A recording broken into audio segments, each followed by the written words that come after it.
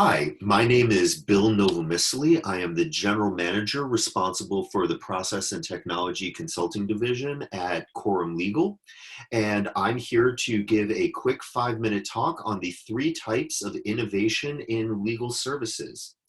So, without any ado, let's dive in, starting out with the question of what is innovation, a term that gets used a lot, but oftentimes without a lot of precision. And I think one of the leading thinkers in innovation is Clayton Christensen, who read The Innovator's Dilemma, which if you haven't read yet, I'll go ahead and plug his book, even though I'm not getting any royalties for it. But I will say, read The Innovator's Dilemma, read the first chapter, read the last chapter, and unless you're really into the history of data storage, you don't need to read anything in the middle. But as a key leader in innovation and what it means in corporations, I think he has defined it best here. And the key takeaways from this definition is that innovation occurs by focusing on processes. And the outcome of innovation necessarily is value generation. So, with that as the starting point, this leads to the observation that there are 3 core categories of innovation. There is market creating innovation that actually creates a new market. There is sustaining innovations that add value but doesn't fundamentally change the customer base or the services that are being provided to those customers. And then there's efficiency innovations, which are ultimately invisible to the end user, but tend to increase profitability by changing the process so that it is less costly or more efficient to deliver the same work product at the end of the day. So with that, let's unpack a little bit more about what these 3 types of innovations actually look like in this context of legal services. So market creating is a little bit weird in that most people don't think about corporate legal services as creating new markets. But within your role inside the corporation, you can think about which customers are perhaps underserved in terms of the legal services. Where have you not yet embedded legal risk control within the overall ecosystem? Like, does procurement kind of run on their own, or has legal embedded their risk controls into that? What about sales? What about treasury, finance, etc., human resources? So oftentimes, legal may be very buttoned down, but legal departments typically grow in a reactive way rather than a proactive way. And thinking about innovation, you can think about some of the customers that perhaps have not been historically the squeaky wheels, where you may be able to provide additional services.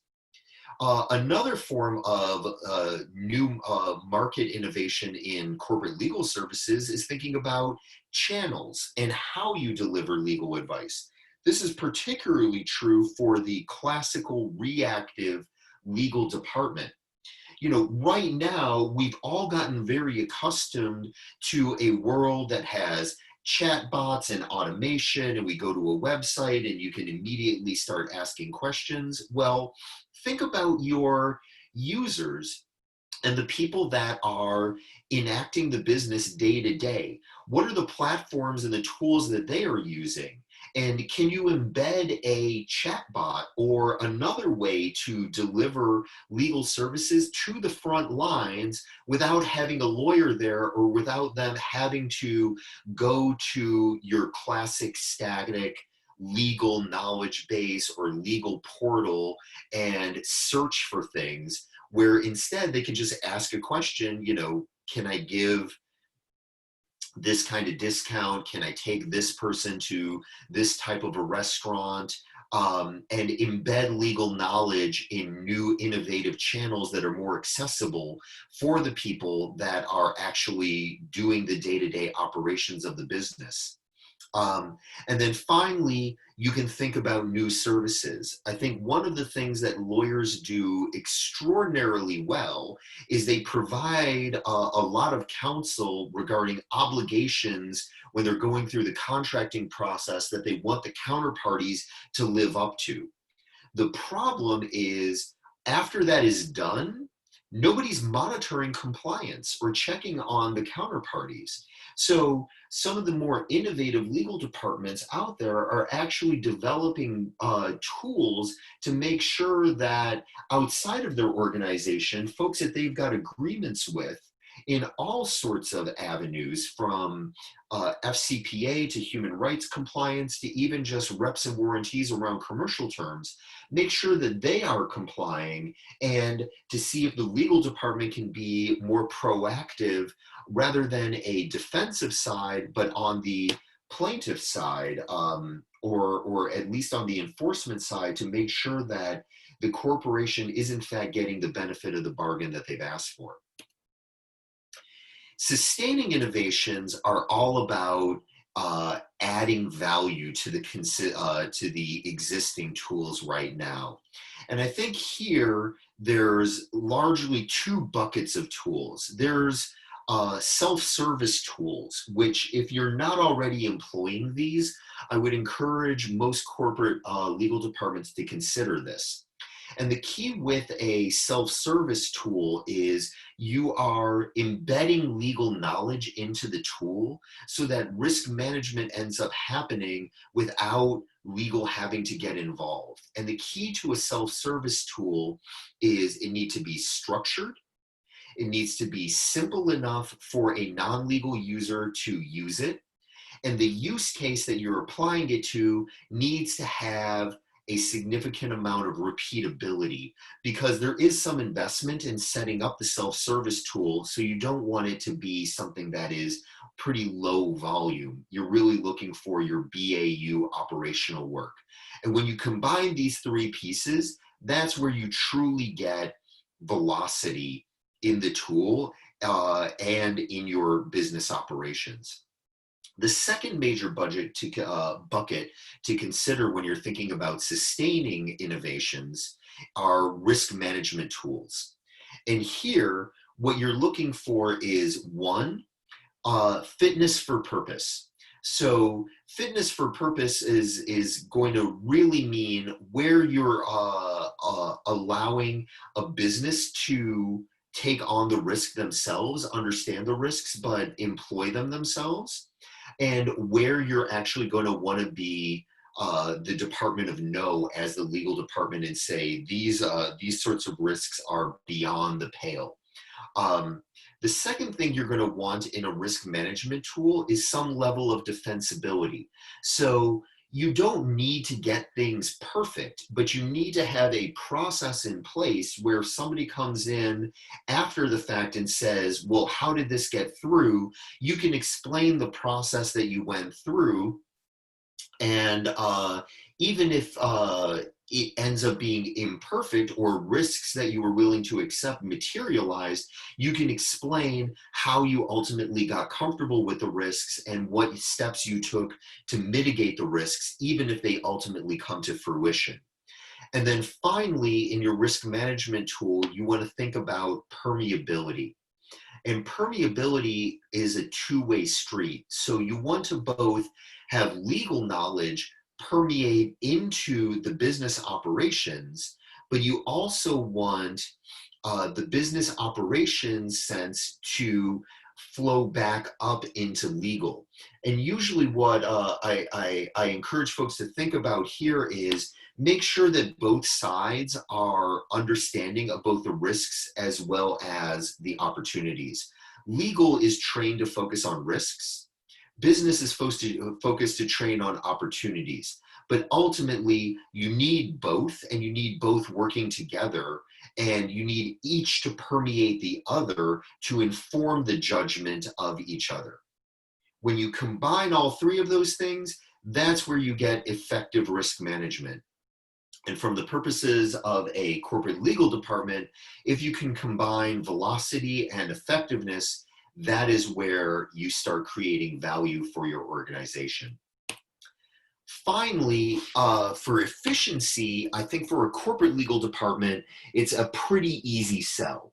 A corporate legal department is a cost center, and therefore the more efficient they can be, the higher throughput they can handle at fixed cost, which is a direct benefit to the bottom line and the profitability of the corporation that employs the department.